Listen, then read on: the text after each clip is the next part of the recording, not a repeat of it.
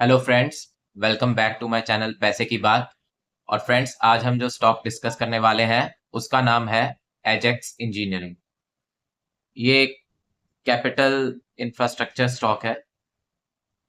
अगर आप देखेंगे तो ये इनका बिजनेस मॉडल पहले समझ लेते हैं हम।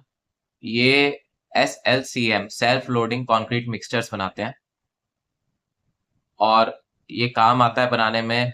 जो कंक्रीट अगर कहीं भी यूज होता है तो उसके लिए हमें पहले जो मिक्सिंग उसकी चाहिए होती है, तो ये वो इक्विपमेंट्स मैन्युफैक्चर करते हैं। अगर आपने देखा होगा हाईवेज पे भी, तो आपने देखा होगा कि ट्रक्स जब जा रहे हैं उनके पीछे कोनिकल रोलिंग शेप का इक्विपमेंट लगा हुआ है, तो वही ये लोग डिजाइन करते हैं। और ये इनका बिजनेस है SLCM का। इसके अलावा नॉन SLCM मतलब नॉन जो सेल्फ लोडिंग कंक्रीट मिक्सचर्स में ये कंक्रीट पंप्स बनाते हैं। और जो साइड के जो पेवर्स होते हैं, मतलब जिस पे लोग चलते हैं, उनको बनाने के लिए जो मशीन का यूज होता है वो भी ये बनाते हैं। और तीसरा इनका हो गया स्पेयर पार्ट्स का बिजनेस। तो जो इनकी मशीन का स्पेयर पार्ट्स है वो भी ये काम करते हैं। तो ये कंपनी का मुझे समझ में आ गया कि बिजनेस क्या करती है कंपनी। तो पहली बात, अगर कंपनी कंक्रीट से रिलेटेड है तो हमें इसका जो ग्रोथ है वो हमें सीमेंट को भी ध्यान में रखते हुए देखना पड़ेगा कि सीमेंट का जो कंजम्पशन है वो किस हिसाब से बढ़ रहा है। तो जितना सीमेंट का कंजम्पशन बढ़ेगा, कंक्रीट भी उसी हिसाब से ग्रो करेगा सेक्टर। इसके अलावा अगर आप देखें इस कंपनी का, अगर मैं देखूं क्लाइंट्स क्या क्या है, तो इस कंपनी के क्लाइंट्स होते हैं जो कॉन्ट्रैक्टर्स हो गए जिनको ठेका मिलता है, मान लीजिए कुछ भी स्ट्रक्चर बनाने का, तो वो हो गए। या फिर छोटी फर्म्स हो गई जो कॉन्ट्रैक्ट उठाती हैं कि हम ये एयरपोर्ट को बनाएंगे, या फिर हम ये रोड बनाएंगे, तो रोड के साइड में कोई स्ट्रक्चर बनाना है, या कोई आप मान लीजिए कोई हाईवे को उस पे कुछ स्ट्रक्चर बनाना है, तो वो सारे क्लाइंट्स हो गए। या गवर्नमेंट की कॉन्ट्रैक्ट एजेंसीज भी हो गई जो गवर्नमेंट टेंडर निकालती है कि भाई आप हमें ये बना के दीजिए, इसके लिए हमें इतनी रिक्वायरमेंट है मिक्सचर्स कंक्रीट मिक्सचर्स की।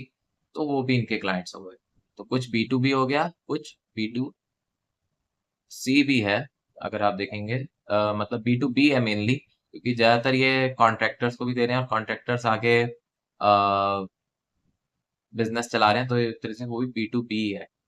तो इसके अलावा अगर आप देखेंगे तो इनका जो ग्रोथ आता है एज पर द मैनेजमेंट, वो second half of financial year आता है।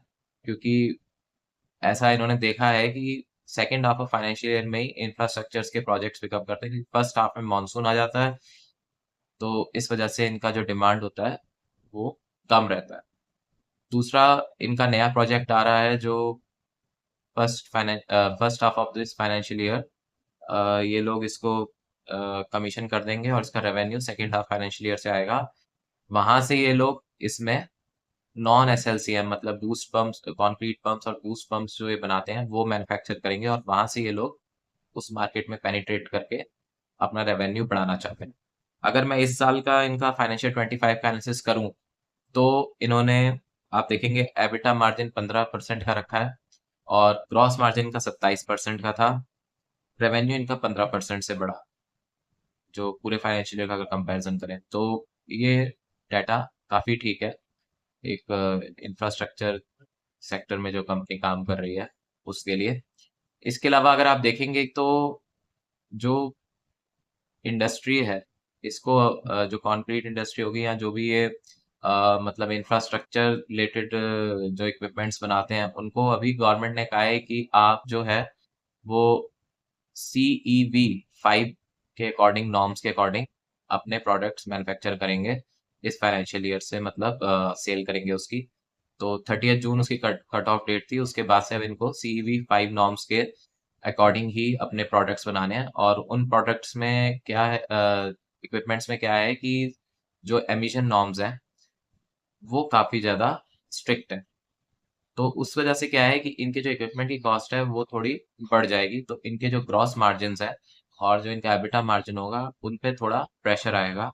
तो ये मैनेजमेंट ने भी कहा है कि आने वाले कुछ टाइम के लिए हमारे जो मार्जिन हैं उन पे प्रेशर आएगा, क्योंकि जैसे ही हमारा कॉस्ट अगर बढ़ेगा तो हम एकदम से उसको क्लाइंट्स को आगे कॉस्ट नहीं आगे दे सकते, तो थोड़ा टाइम में हम इसको धीरे धीरे करके क्लाइंट्स की तरफ इस एक्स्ट्रा बर्डन को हम डाइवर्ट करेंगे, और तब हमारे वापस एबिटा मार्जिन रिस्टोर हो जाएंगे। दूसरा, ये लोग कह रहे हैं कि जो इनका गाइडेंस ये है कि नेक्स्ट फाइनेंशियल ईयर और इस फाइनेंशियल ईयर के, मान लीजिए पूरा, और नेक्स्ट फाइनेंशियल ईयर का भी फर्स्ट हाफ थोड़ा सा जो आउटलुक है इंफ्रास्ट्रक्चर का, वो इतना ज़्यादा स्ट्रांग नहीं है। तो इस वजह से इनके भी मार्जिन्स में प्रेशर आ सकता है। तो इस स्टॉक के बारे में, और अगर देखा जाए तो इसका मार्केट कैप 7,300 करोड़ का है, तो अभी काफ़ी छोटा मार्केट कैप है। अपॉर्चुनिटी काफ़ी है, क्योंकि अगर इंडिया को ग्रोथ करना है तो इंफ्रास्ट्रक्चर ग्रोथ करना ही पड़ेगा। दूसरा, इसका आरओई बहुत अच्छा है, 20-25%, 25% का आरओई है। तो ये काफ़ी अच्छा आरओई है, बिजनेस ये अपना बहुत अच्छे से चलाते हैं। और अगर आप देखेंगे प्रॉफिट ग्रोथ 3 इयर्स का इनका 57% रहा था, और जो इनका मार्केट कैप टू सेल्स है वो सिर्फ 3.54 है। तो 5 या 6 से कम मार्केट कैप टू सेल्स अगर मिल जाए कंपनी, तो काफी अच्छी रहती है। इसके अलावा अगर आप देखेंगे प्रमोटर के पास 80% है, तो प्रमोटर ने कॉन्फिडेंस दिखा रखा है स्टॉक में, और पब्लिक के पास सिर्फ 6.14% है, तो अभी तक ये इतना एक्सप्लोर नहीं हुआ है।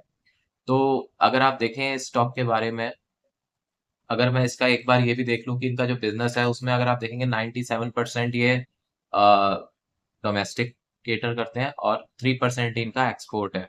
तो मेनली इनका जो बिजनेस है वो इंडिया के अंदर से ही आ रहा है। इसके अलावा अगर आप देखेंगे तो इस कंपनी को अगर आपको एनालाइज करना है तो कैपेक्स साइकिल के हिसाब से देखना पड़ेगा कि कब गवर्नमेंट अपनी इंफ्रास्ट्रक्चर स्पेंडिंग बढ़ाती है, और कब हम इस स्टॉक के बारे में ध्यान से देख सकते हैं।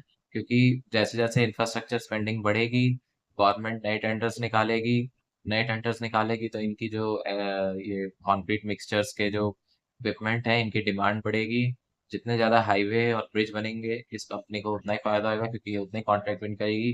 बाकी मैनेजमेंट काफ़ी पॉजिटिव इनकी अप्रोच रखती है, और काफ़ी एथिकल भी लगी जो इनकी कमेंट्री है, जो इनकी कॉन कॉल में कमेंट्री रहती है। तो ये सब बातें स्टॉक के बारे में ध्यान देने वाली हैं। आशा करता हूँ आपको मेरा वीडियो पसंद आया होगा। अगर पसंद आया तो लाइक, शेयर और सब्सक्राइब करें। धन्यवाद।